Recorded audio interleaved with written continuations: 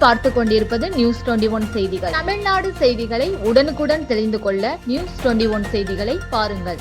அம்பாத்துறை அருகே வழிப்பறி வழக்கில் கைது செய்யப்பட்ட பெண் உட்பட 3 பேருக்கு 7 ஆண்டுகள் 1 மாதம் சிறை.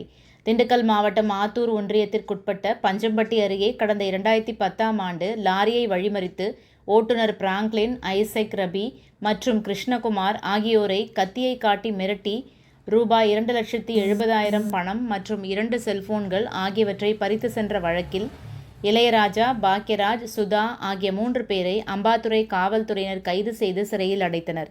இந்நிலையில் இவ்வழக்கு திண்டுக்கல் மாவட்ட தலைமை நீதித்துறை நடுவர் நீதிமன்றத்தில் விசாரணையில் இருந்து வந்த நிலையில் அம்பாத்துறை காவல் நிலைய ஆய்வாளர் வசந்தகுமார் தலைமையிலான காவலர்கள் மற்றும் அரசு வழக்கறிஞர் ஆகியோரின் சீரிய முயற்சியால் மாவட்ட தலைமை நீதித்துறை நடுவர் நீதிமன்ற நீதிபதி 3 பேருக்கும் 7 ஆண்டுகள் 1 மாதம் சிறை தண்டனை, ரூபாய் 5,500 அபராதம் விதித்து தீர்ப்பு வழங்கினார்.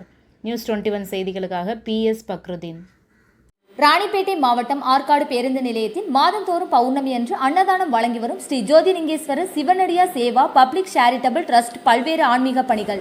பள்ளி மாணவ மாணவிகளுக்கு உதவி செய்தல், மரம் நடுதல், இரத்த தான முகாம் நடத்துதல், மருத்துவ முகாம் நடத்துதல், துப்புரவு பணியாளர்களுக்கு நலத்திட்ட உதவிகள் வழங்குதல் போன்ற எண்ணற்ற பொது சேவை பணிகளை செய்து வருகின்றனர். இதில் உதவி செய்ய விருப்பமுள்ளவர்கள் தொடர்பு கொள்ளவும். நிறுவன தலைவர் ஜெய் மாருதி சரவணன், எண் 3, ராஜ முதலியார் தெரு, ஆற்காடு, ராணிப்பேட்டை மாவட்டம்.